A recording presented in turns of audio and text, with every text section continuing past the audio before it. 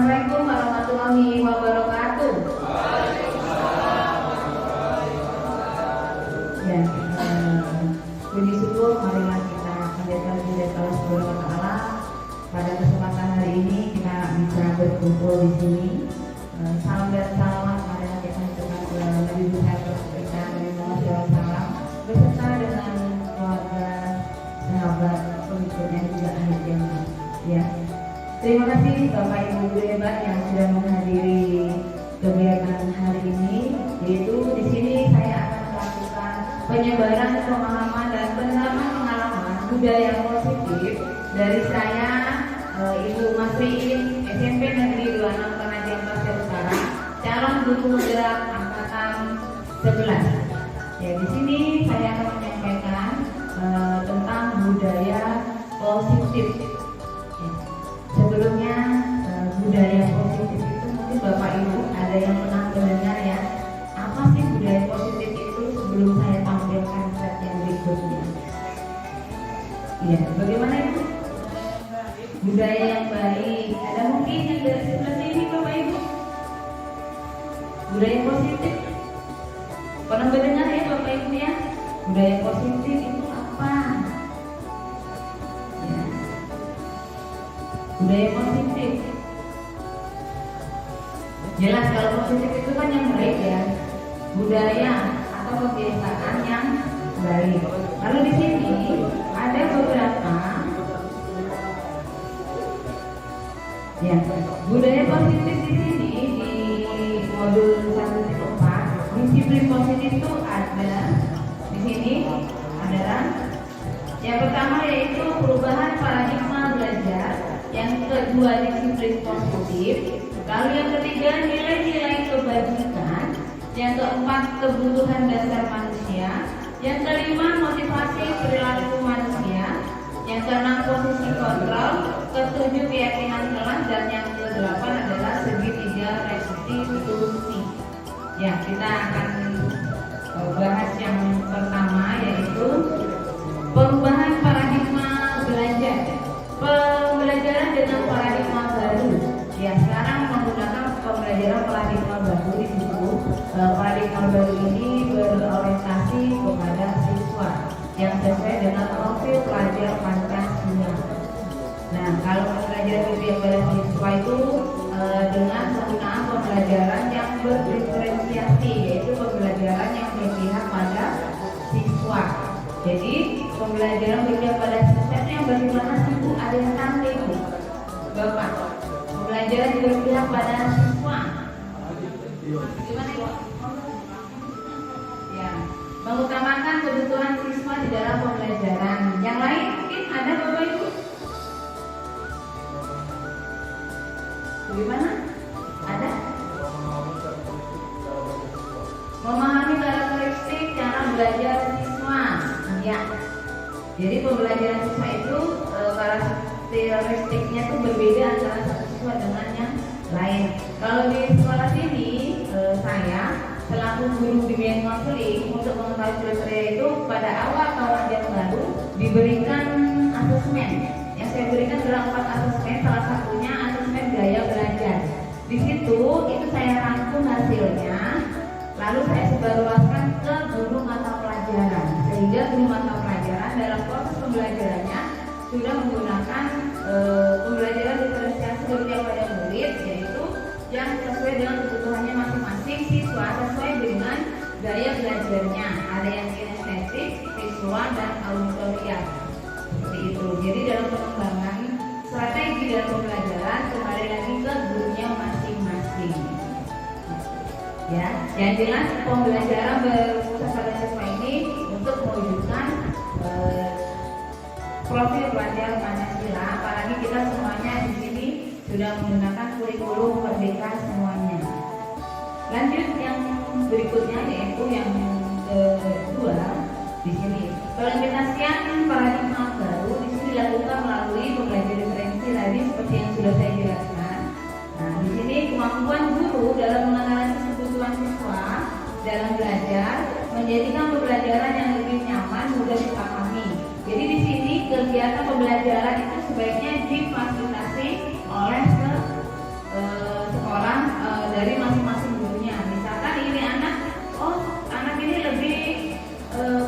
gaya belajarnya visual. Nah, auditorial atau kinestetik, jadi dibagi per kelompok sesuai dengan gayanya masing-masing. Biasanya kalau yang kinestetik itu suka bergerak, jadi dianya dalam proses pembelajaran saya itu anak saya sediakan laptop. Kemarin terakhir saya bawa anak-anak yang kinestetik itu ke lab. Jadi saya gunakan materi untuk mencari sendiri anak-anak tentang materi yang saya berikan.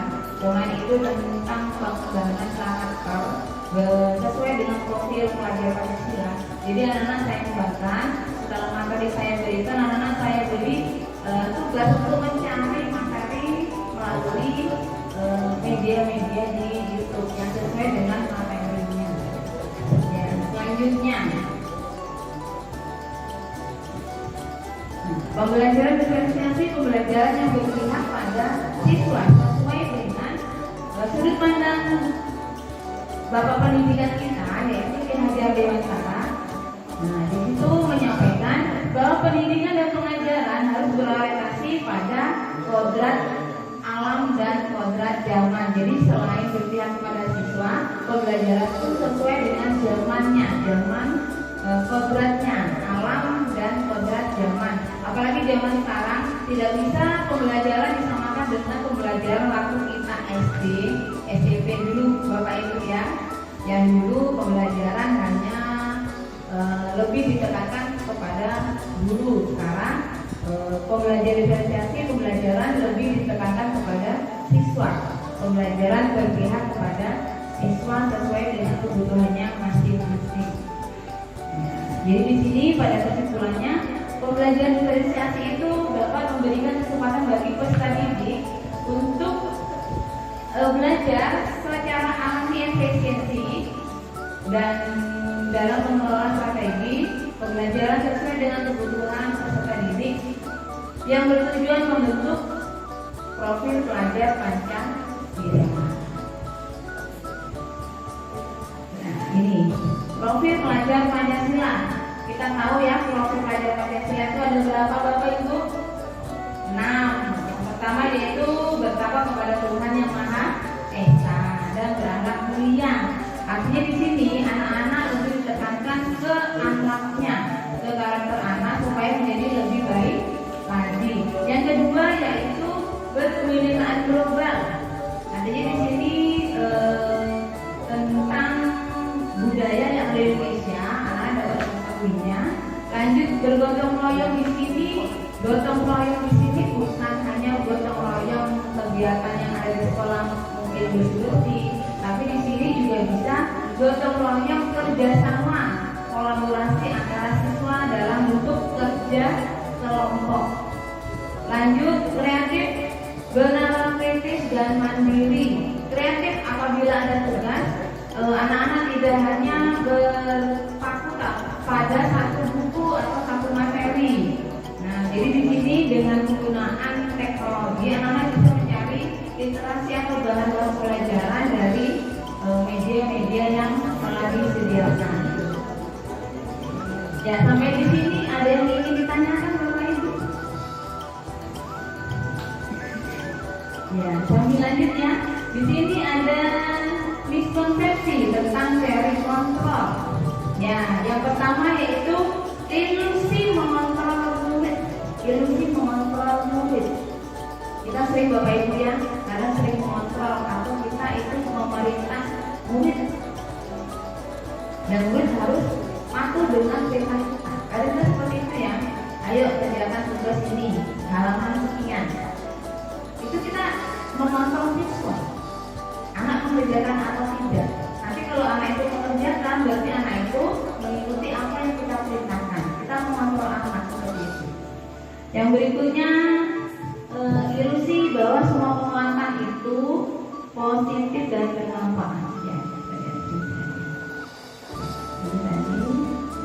Ya, ilusi bahwa semua penguatan positif, efektif dan bermanfaat. Nah, di sini penguatan di sini dalam arti Bapak Ibu ya, di sini kita memberikan kontrol kepada anak itu tidak bisa dalam jangka panjang, karena itu tergantung dari anaknya masing-masing. dijelaskan pernah Bapak Ibu membujuk anak-anaknya untuk misalkan anak ini tidak mengerjakan tugas, bagaimana membujuknya? Pernah Bapak Ibu? Ayo kerjakan tugasnya. Nah itu tidak sama dengan membujuk siswa kita, begitu ya. Nah itu di situ dijelaskan mencoba untuk menolak bujukan kita atau bisa jadi murid tersebut menjadi tergantung pada pendapat sang guru untuk berusaha. Nah di sini biasanya kalau anak itu nurut pasti semuanya dikerjakan tugasnya. Tapi tergantung lagi kepada siswanya. Ya, lanjut di sini ilusi bahwa kritik membuat orang merasa bersalah dapat menguatkan karakter. Misalkan seperti ini. Di sini kita membuat anak itu merasa bersalah. Kenapa kok tidak dikerjakan? Nah, gara-gara siapa? Jadi anak itu merasa dirinya disalahkan oleh bapak ibu gurunya. Tuh, gara-gara kamu kan bukunya sobek. Nah, seperti itu misalnya. Lalu di sini merasa kalau kita memberi anak untuk tadi sekitar itu kan gara-gara kamu kan, jadi anak itu pasti akan merasa dirinya buruk, dirinya tidak bermanfaat untuk orang lain. Di situ dijelaskan tuh ya, menggunakan kritik dan rasa bersalah untuk mengontrol murid menuju pada identitas yang gagal. Mereka belajar untuk merasa buruk tentang diri mereka sendiri. Nah, jadi sebaiknya kita sebagai para pendidik, kalau kita mengkritik bisa menggunakan dengan bahasa yang halus, bahasa yang tidak membuat peserta didik kita atau murid kita merasa buruk. Lanjut di sini, ilusi orang dewasa memiliki hak untuk memaksa. Jelas kita bapak ibu guru di sini semuanya dewasa dibanding dengan anak-anak murid kita, ya, karena murid kita kan masih remaja semuanya. Sementara kita sudah menjadi orang dewasa. Di situ orang dewasa memiliki tanggung jawab untuk membuat murid berbuat hal yang tertentu. Pada saat ini orang dewasa menyadari bahwa perilaku memaksa tidak akan efektif untuk jangka panjang. Nah, ini ya. Lanjut yang kedua yaitu disiplin positif. Tadi sudah ada bapak ibu yang menjelaskan tadi budaya positif itu adalah yang bagus-bagus, yang baik-baik. Ya bapak ibu ya. Misalkan apa di sekolah bapak ibu yang disiplin positif yang diterapkan apa bapak ibu? Bisa berbagi di sini. Contohnya di sekolah bapak ibu budaya positif yang diterapkan.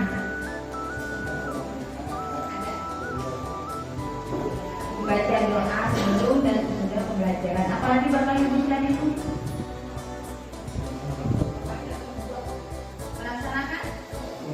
melaksanakan sholat berjamaah ya.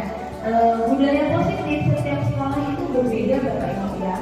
Ada yang sekolah kecil termasuk di sekolah saya ini masih termasuk budaya positifnya masih sebatas bapak ibu guru menyambut di depan sekolah.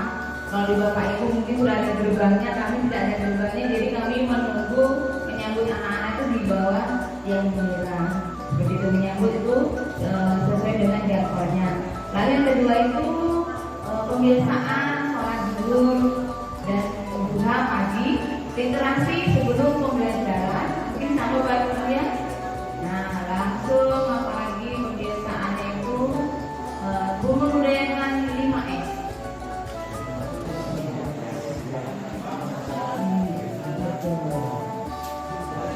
Ya, mungkin di sekolah bapak ibu yang lain ada disiplin positif yang selain saya sebutkan tadi. Ada seperti apa? Kira-kira kalau ada?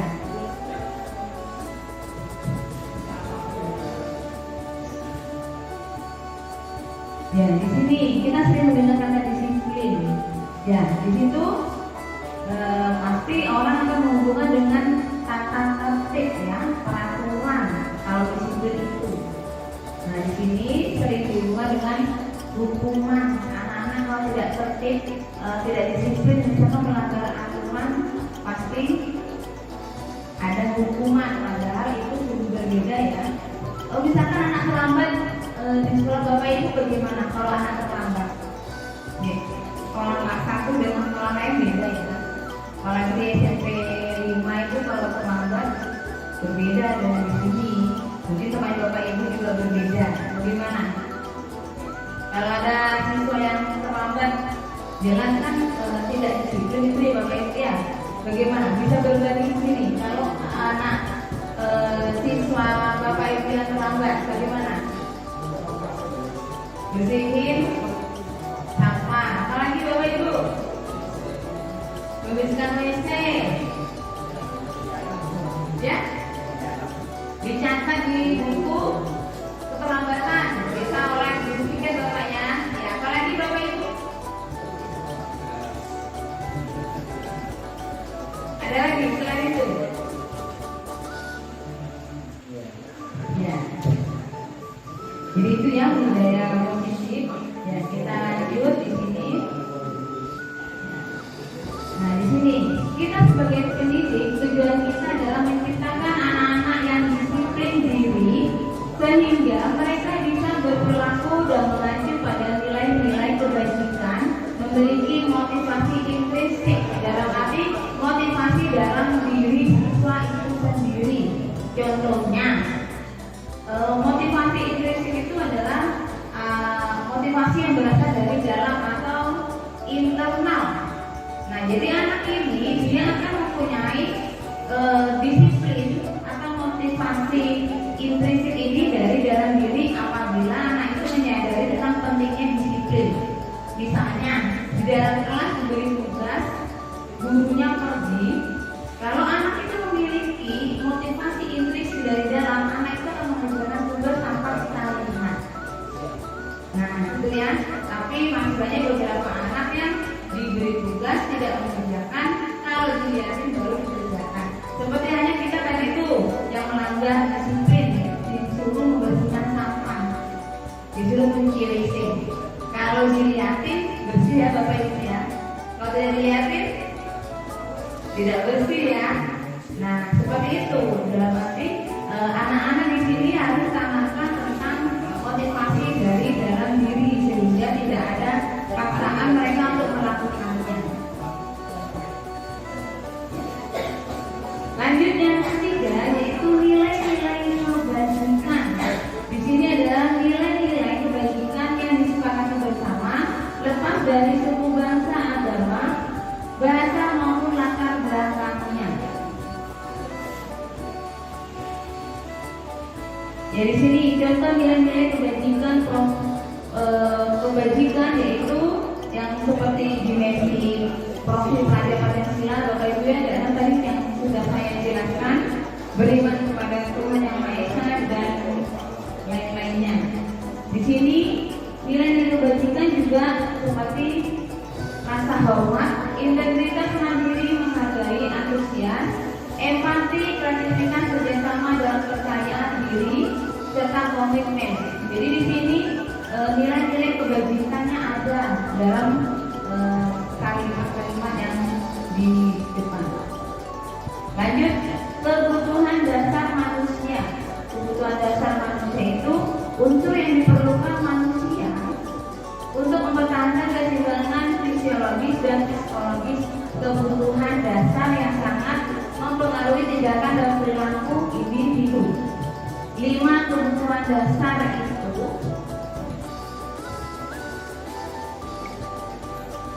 ya, di sini yang pertama yaitu kebutuhan untuk bertahan hidup. Kebutuhan untuk bertahan hidup di sini mencakup kebutuhan sandang, pangan, dan papan. Di sini ya. Lanjut yang kedua, kasih sayang dan rasa diterima. Kebutuhan untuk diterima.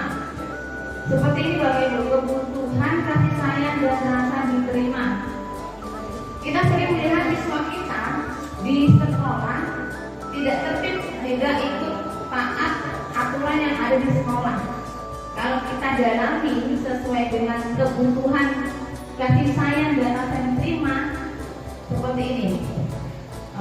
Misalnya satu keluarga A, dia menerima kasih sayang dari orang tuanya, dari saudara, dari keluarganya.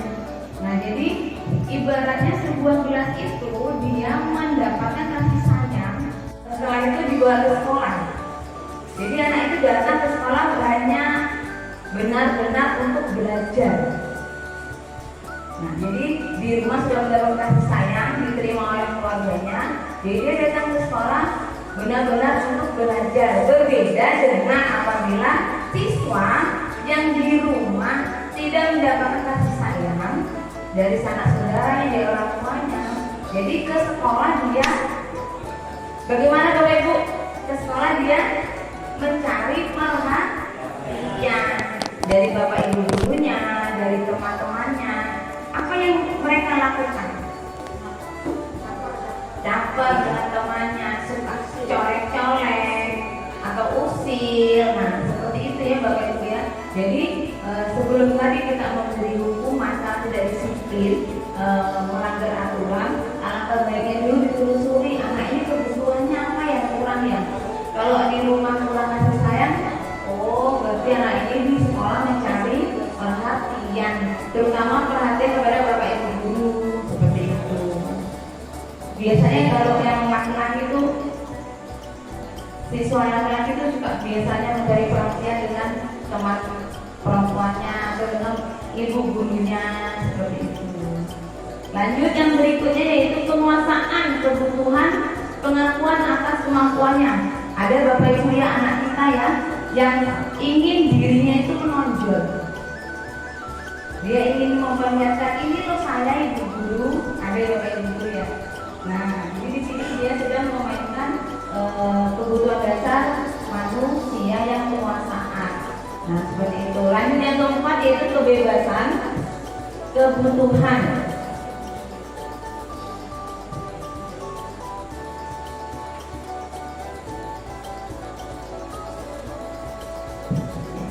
Kebebasan yaitu kebutuhan akan pilihan.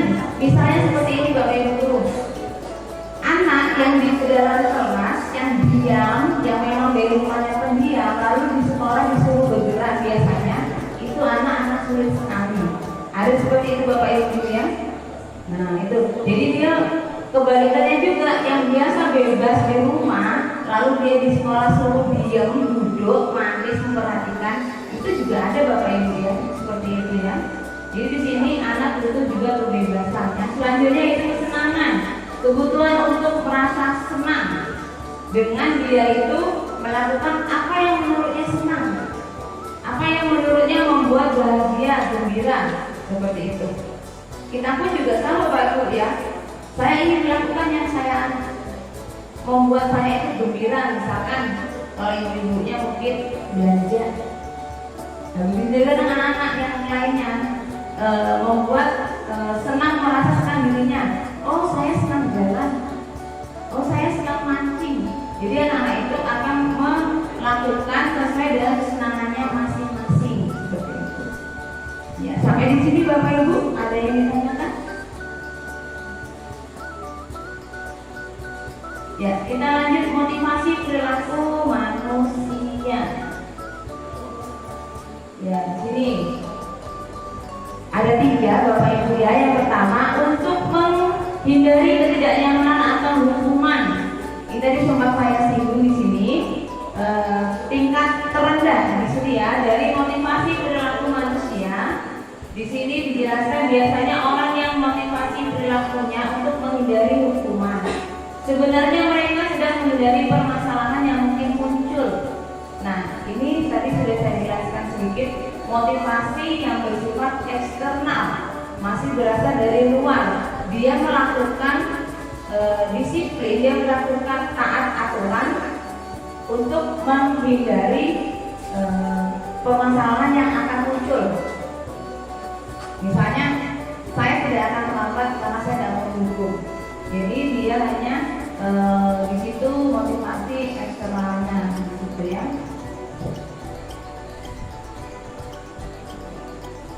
Kita lanjut yang kedua. Untuk mendapatkan imbalan atau penghargaan dari orang lain, melakukan sebuah tindakan untuk mendapatkan imbalan atau penghargaan pujian dari orang lain. Di sini juga masih motivasi motivasi eksternal. Kalau kita Bapak Ibu, contohnya kalau kita sebagai pendidik, contohnya misalkan kepala sekolah di sekolah, oh masuk jam 7, semua guru sudah ada. Ya, kepala sekolah seminggu itu ada terus jam 7, Bapak Ibu guru sudah ada sebelum jam 7 sudah sampai ke sekolah. Nah, lalu bagaimana kalau kepala sekolah tidak ada di tempat? Apakah masih jam 7 sudah sampai atau lewat mungkin? Ya. Nah, di sini kalau misalkan jam 7 sudah ada di sekolah, kepala sekolah ada, Bapak Ibu guru sudah ada sebelum kepala sekolah datang. Tapi bagaimana apabila kepala sekolah tidak ada, mungkin ada urusan dinas luar gitu ya? Apakah Bapak Ibu masih jam 6:30 ada di sekolah? Ya. Kalau Bapak Ibu guru tetap melakukan itu sebelum jam 7, ada ataupun tidak kepala sekolahnya, itu berarti Ibu sudah mempunyai motivasi intrinsik, yaitu dari dalam diri Bapak Ibu guru, bukan dari eksternal, ya, atau dari luar. Yang tadi itu di situ melakukan tindakan untuk mendapatkan imbalan atau penghargaan, mungkin pada saat itu guru disiplin mungkin ya. Jadi kalau kepala sekolah datang jam 7 harus datang sebelum kepala sekolah. Jadi ingin diberi penghargaan ya. Saya rasa Bapak Ibu guru di sini tidak ada yang seperti ini ya.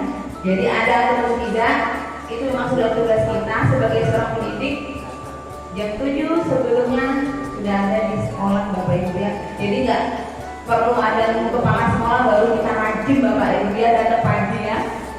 Nah, ya lanjut yang berikutnya yaitu nih, ini yang paling bagus ya Bapak Ibu, untuk menjadi orang yang mereka inginkan dan menghargai diri sendiri dengan nilai-nilai yang mereka percaya. Di situ dijelaskan nilai-nilai yang mereka yakini dan hargai dan mereka melakukan karena mereka ingin melakukan nilai-nilai yang mereka yakini.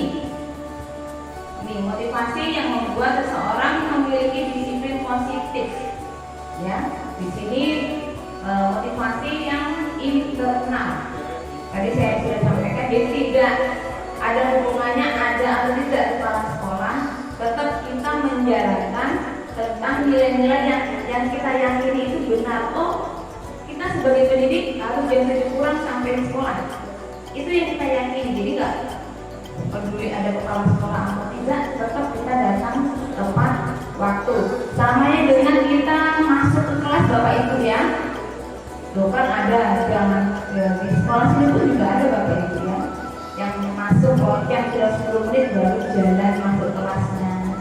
Belum lagi ngobrol di tiap-tiap sekolahnya lagi, akhirnya beberapa menit hilang dalam perjalanan ke sekolah.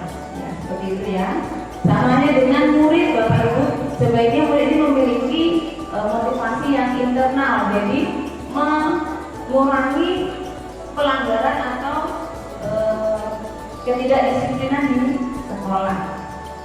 Lanjut berikutnya yaitu berkaitan dengan motivasi perilaku manusia. Di sini ada beberapa istilah yaitu hukuman, konsekuensi, dan restitusi. Apakah sama Bapak Ibu? Hukuman, konsekuensi, restitusi. Hukuman itu apa Bapak Ibu? Ayo, bagaimana hukuman? Bagaimana Bapak Ibu hukuman?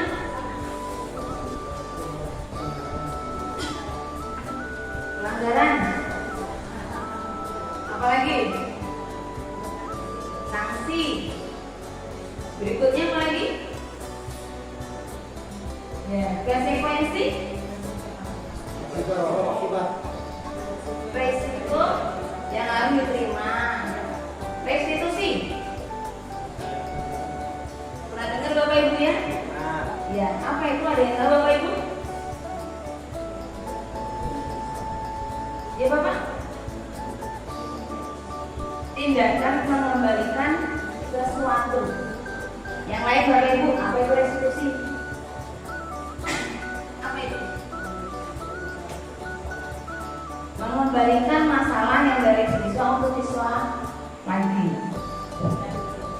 mencari solusinya. Ya, ya, hukuman. Ya, di sini ya. Hukuman dalam pendidikan adalah tindakan yang diambil oleh guru atau pihak sekolah sebagai respon terhadap perilaku siswa yang melanggar aturan atau norma yang telah ditetapkan. Tadi sempat disinggung ya, hukuman tadi itu seperti membersihkan WC, lalu membersihkan sampah. Nah, kalau di sekolah kami Bapak Ibu, hukuman itu diberikan di luar jam pembelajaran. Jadi pada saat anak terlambat masuk, tiket memberikan surat izin masuk, nanti diberikan setelah jam istirahat atau pada saat jam pulangan, tergantung siswanya sendiri mau pada saat selesai jam pulangan atau besok datang lebih pagi untuk menjalankan hukuman tadi.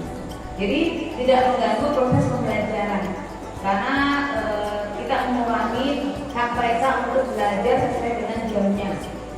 Ya, ya. Tujuan hukuman itu untuk menghentikan perilaku yang tidak diinginkan melalui tindakan yang mungkin tidak menyenangkan bagi siswa. Contohnya, penugasan tambahan, hukuman yang belum bersifat retributif, menekankan pada penegakan aturan dan memberikan efek jerah.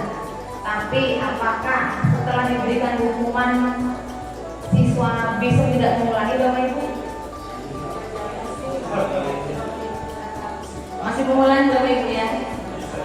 Gimana? Tambah banyak akalnya, tambah banyak alasannya. Yang hari ini alasannya hujan, besok alasannya motornya kempes, besok lagi banjir. Jadi tambah banyak dia untuk mencari alasan-alasan untuk membela dirinya. Ya, itu hukuman. Lalu yang berikutnya adalah konsekuensi hasil, ya, tanpa campur tangan guru. Konsekuensi di sini bersifat logis dan terkait. Misalnya konsekuensi itu di sekolah Bapak Ibu apa? Misalnya ada konsekuensi. Ya, di situ ya. Siswa tidak menyelesaikan tugasnya, konsekuensinya tidak siap untuk ujian atau tidak mendapatkan nilai yang baik. Nah, di sini ya, jadi konsekuensi itu menggantikan apa yang dilakukan siswa yang melanggar aturan. Misalnya anak tidak mengikuti ujian atau penilaian sumatif, berarti anaknya tidak mendapatkan nilai ujiannya, itu sudah konsekuensi. Ya, contoh lainnya yaitu tentang anak ini merusak atau merobek buku temannya. Konsekuensinya apa? Menggantikan bukunya. Ya, seperti itu ya konsekuensi Bapak Ibu ya. Nah, di sini restitusi, upaya memperbaiki kerusakan atau kerugian yang telah disebabkan oleh perilaku siswa, berfokus pada pemulihan dan tanggung jawab serta mendorong siswa untuk membuat amends atau memperbaiki situasi. Restitusi ini pernah Bapak Ibu melakukan restitusi? Pernah Bapak Ibu? Pernah ya? Ya, di sini berupa tindakan untuk memperbaiki barang yang rusak, tadi sudah saya jelaskan ya di sini. Ya, lanjut kita ke posisi kontrol Bapak Ibu. Ya. Posisi kontrol itu ada berapa Bapak Ibu? Ada berapa Bapak Ibu? Ada yang tahu posisi kontrol ada berapa? Berapa Bapak Ibu?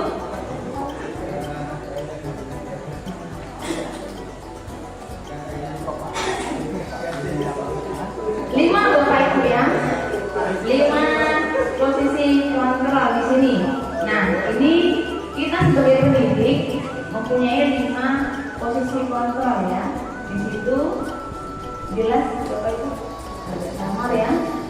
Ya, yang pertama yaitu posisi kontrolnya sebagai penghukum,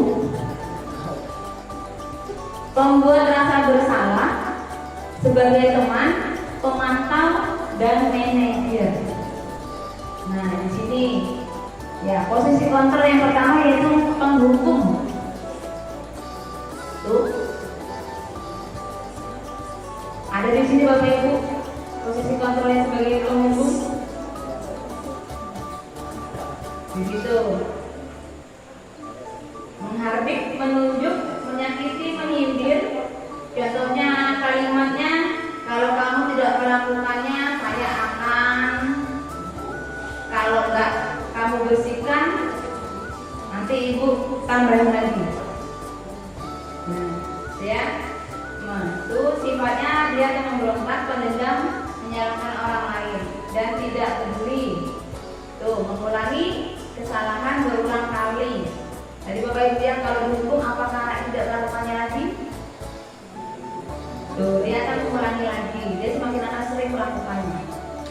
Nah, kalau sudah seperti itu, perlu adanya restitusi untuk siswa tersebut. Ya, itu sebagai penghukum. Pernah Bapak Ibu di posisi ini? Sering? Ya, kadang-kadang. Ya, yang kedua, fungsi kontrol membuat rasa bersalah. Contoh kalimatnya itu, kamu sudah mengecewakan Bapak Ibu. Jadi anak itu merasa bersalah banget.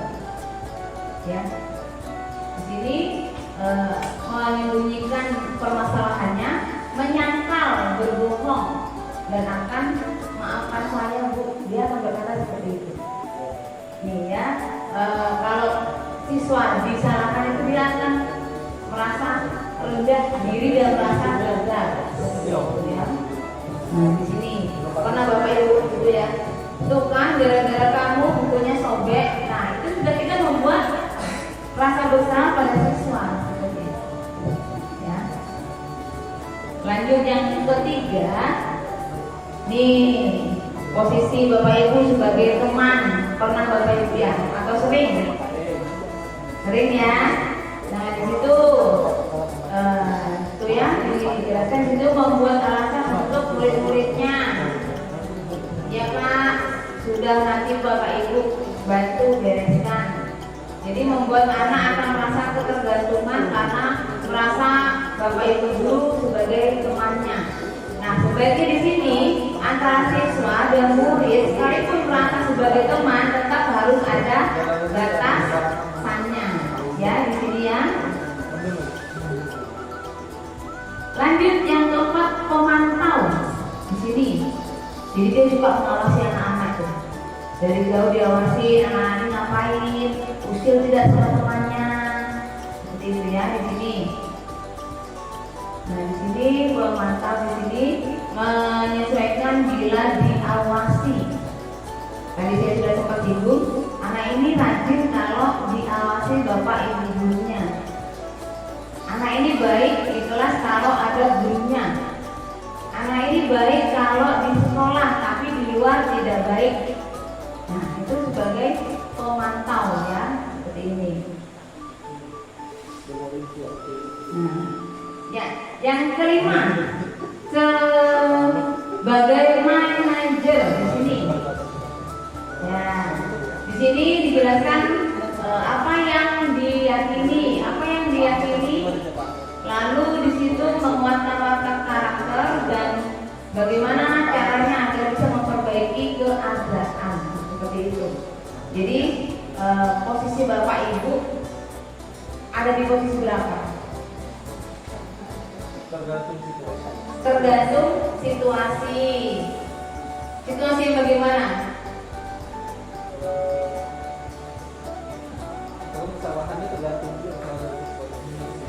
Tergantung dari kesalahan siswanya ya Bapak Ibu ya. Ya, di sini ada tadi dijelaskan sebagai posisi penghukum. Lalu berikutnya tadi itu adalah pembuat rasa bersalah sebagai teman, pemantau dan manajer. Nah, kira-kira yang menurut Bapak Ibu yang bagus itu di posisi yang mana? Manajer. Ya. Kita diharapkan bisa berada di posisi manajer. Jadi semua kesalahan siswa itu tidak serta-merta langsung dihukum, tidak serta-merta itu anak langsung diberi sanksi, anak itu langsung dipojokkan atau bagaimana. Tapi sebaiknya bisa menjadi manajer, bisa mencari solusi, bisa mencari apa penyebabnya siswa ini sampai melakukan kesalahan yang dia lakukan tadi itu. Nah, seperti memantau anak ini terlambat 3-4 kali. Nah, setelah berpindah ke posisi manajer, ditelusuri ternyata anak ini terlambat karena membantu orang tuanya berjualan di pasar setiap pagi. Jadi anak ini terlambat seperti itu ya. Jadi tidak serta-merta langsung menghukum sesuai dengan pelanggarannya. Harus dicari tahu dulu kenapa anak ini sampai terlambat. Nah ya, nah kalau seperti itu di sekolah-sekolah kan biasanya ada guru BK-nya ya. Nah seperti itu, jadi guru piket atau wali kelas bisa langsung mengarahkan. Apabila ditindaklanjuti oleh wali kelas sudah sanggup, bisa diserahkan ke gurunya di sana. Karena guru BK itu dia bisa menjadi manajer siswa. Ya. Kita lanjut yang ke-7, yaitu keyakinan kelas. Bapak Ibu pernah melakukan keyakinan kelas di dalam kelas Bapak Ibu? Pernah. Ya. Apa itu Pak keyakinannya? Kesepakatan kelas. Apa lagi?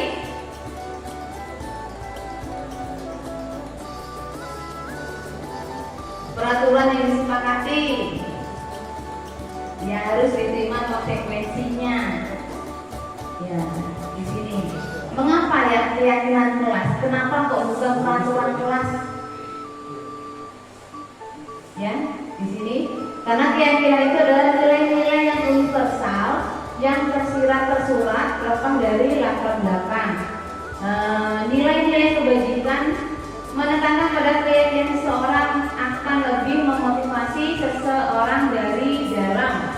Keyakinan kelas terperangkat nilai prinsip yang disepakati bersama oleh guru dan siswa untuk memandu perilaku interaksi di dalam kelas. Dipandu oleh Bapak Ibu guru untuk menyepakati apa sih yang nantinya akan menjadi keyakinan kelas dalam kelas itu. Biasanya dilakukan di awal pembelajaran tahun baru di semester 1, dan ini pun apabila ada perubahan bisa dibuat untuk keyakinan kelas yang baru seperti itu ya. Biasanya Bapak Ibu guru untuk keyakinan kelas ini menggunakan apa itu? Kertas post-it ya. Nah seperti itu ya. Kita menggunakan kertas post-it langsung ditempelkan di papan seperti itu. Gurunya langsung memilah-milah mana kira-kira keyakinan kelas yang patut untuk di kelasnya masing-masing. Ya seperti di sini itu sudah ada contoh keyakinan kelasnya Bapak Ibu ya. Nah itu kebetulan yang Bapak Ibu tempati di kelas 9. Jadi sudah ada itu dirangkum oleh wali kelas lalu dibuatkan di dalam kanvas seperti itu. Ya di sini pembentukan keyakinan sekolah atau kelas. Nah pembentukan keyakinan terutama keyakinan kelas Bapak Ibu lebih bersifat abstrak, peraturan yang lebih rinci dan konkret. Sebetulnya keyakinan kelas itu berasal dari peraturan sekolah. Jelas ada peraturan sekolah ya, yang biasanya ditempel di setiap kelas untuk mengingatkan kembali siswa-siswa tentang peraturan-peraturan yang ada di dalam kelas. Kalau di kelas sudah ada ditempel peraturan, bagaimana Bapak Ibu ya? Anak-anak kita mau melihat aturan-aturan yang ada di sekolah. Misalkan tata tertibnya hanya ditempel di kantor misalnya. Anak kan jarang sekali ke kantor ya, kalau tidak ada perlunya ya.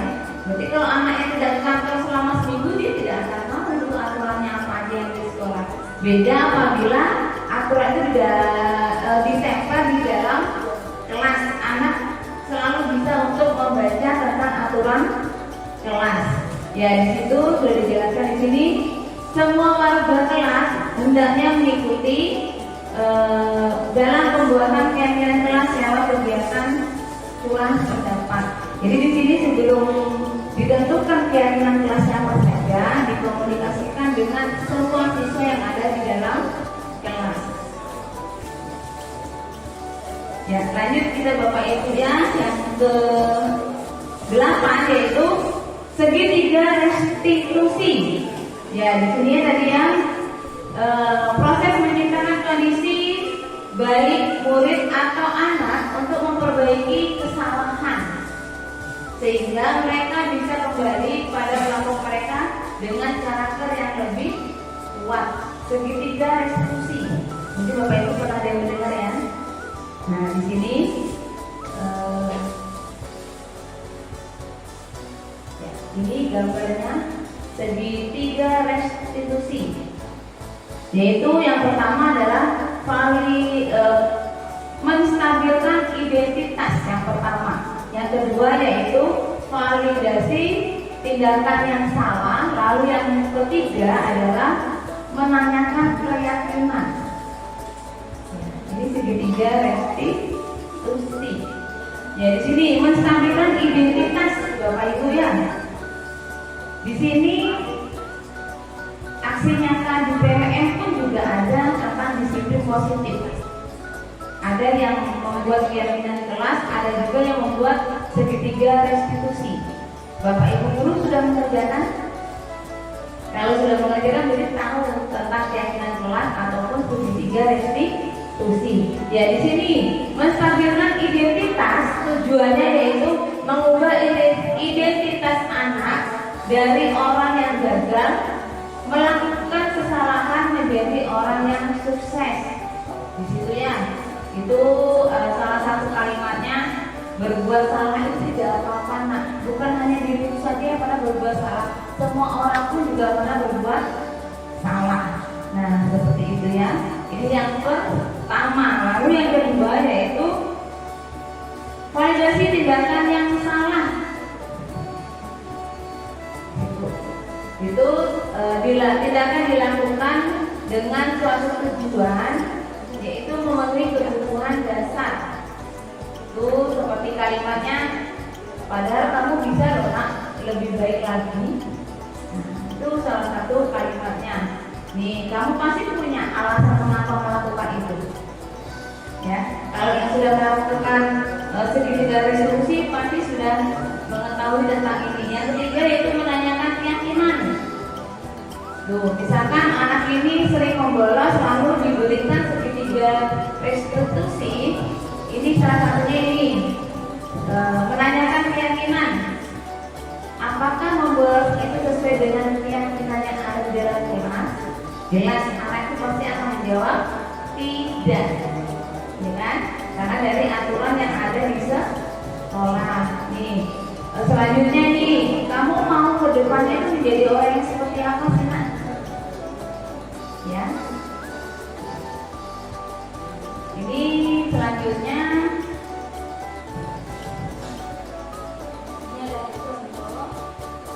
ini contoh restitusi yang sudah saya lakukan.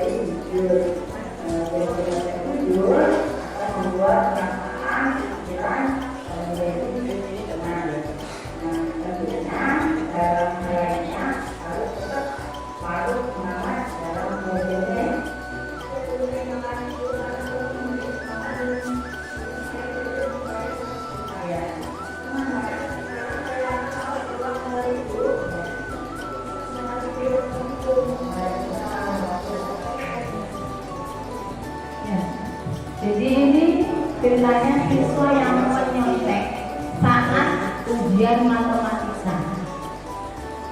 Ya, di sini anak ini ketahuan oleh pengawas ruang karena menyontek dengan membawa catatan kecil di dalam kelasnya. Nah, di sini lalu pengawas ruang melaporkan ke saya selaku guru BK-nya, lalu saya berikan penerapan segitiga restitusi sesuai dengan acuannya yang 3 tadi itu. Yang pertama yaitu identifikasi, yang kedua validasi, yang ketiga keyakinan yang ada di dalam kelas ini ya. Dan setelah saya tanya, anak ini membawa contekan kecil, alasannya matematika sulit Bu, makanya harus melihat dia contekan kecil seperti itu ya. Lalu saya tanyakan apakah sesuai dengan keyakinan yang ada di kelas? Tidak Bu, karena saya menyontek. Lalu saya tanyakan apa kedepannya yang akan dilakukan apabila ada ujian lagi, dengan belajar sungguh-sungguh dan menanyakan kesulitan apabila terdapat soal-soal yang tidak dimengerti kepada Bapak Ibu guru seperti itu ya. Di sini saya sering melakukan segitiga restitusi kepada anak-anak yang seperti ini, entah itu masalahnya membolos atau mungkin masalah pribadi dan lain-lainnya seperti itu ya. Ya. Ya. Sampai di sini Bapak Ibu yang dapat saya jelaskan dalam kegiatan aksi nyata saya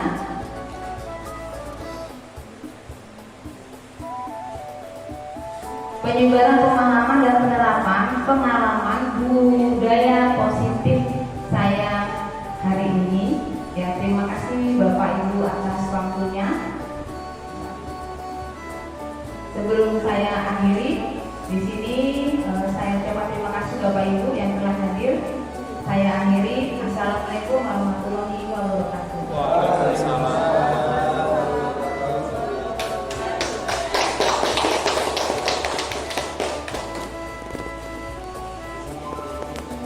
Baik, Bapak Ibu beri tepuk tangan sekali lagi buat Bu Nasir yang sudah membantu menjelaskan kita tentang konsep. Nama saya Dewi Tanarani, kelas 8 dari SMP Negeri 26 Perasaan saya setelah dipanggil ini menjadi lega dan tenang karena telah berjujur menceritakan masalah saya. Mungkin terima kasih telah membantu saya. Pak, ya, silakan masuk Pak. Ya, silakan masuk. Ya, gimana kabarnya hari ini? Ya, alhamdulillah ya, sehat. Nah, alasan ibu panggil di sini karena ibu sudah melaporkan dari Ibu pendek bahwa tadi Afif ngajar membolos ya. Nah, dari pelajaran IPS. Nah, kalau boleh tahu nih kenapa sampai Afif membolos? Karena setahu ibu Afif ini anaknya rajin sekolah dan tidak pernah membolos. Sebelumnya saya minta maaf tadi waktu jam mata pelajaran IPS saya izin di toilet, namun setelah ke toilet saya pergi ke perpustakaan dan saya tidak kembali ke kelas karena belum mengerjakan tugas minggu yang lalu. Nah, tidak apa-apa ya. Kita Afif memutuskan makan seperti ini ya. Nah, kalau boleh tahu nih kira-kira alasannya apa sampai tidak mengerjakan tugas IPS minggu yang lalu. Lalu nenek saya mengaji dan dirawat di rumah sakit. Saya bergantian menjaga nenek bersama ibu saya, sedangkan bapak saya harus bekerja. Setiap paginya pulang ke rumah dan langsung berangkat ke sekolah karena ibu saya harus segera menjaga nenek saya. Jadi saya tidak ada waktu untuk mengerjakan tugas. Nah, Bu, terima kasih. Di sini Afif ya, karena memang nanti ada masalah di bulan. Namun kita sudah melakukan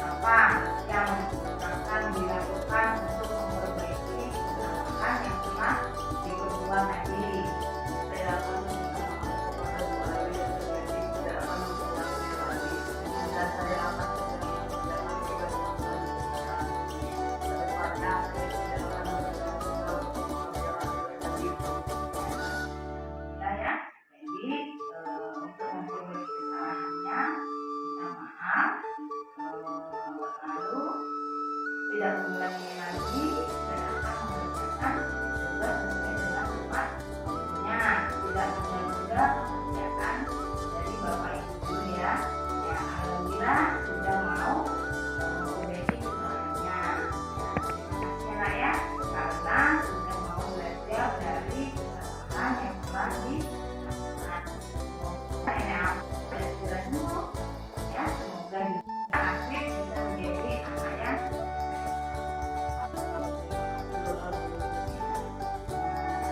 yang penting adalah harus lebih semangat lagi, semangat dalam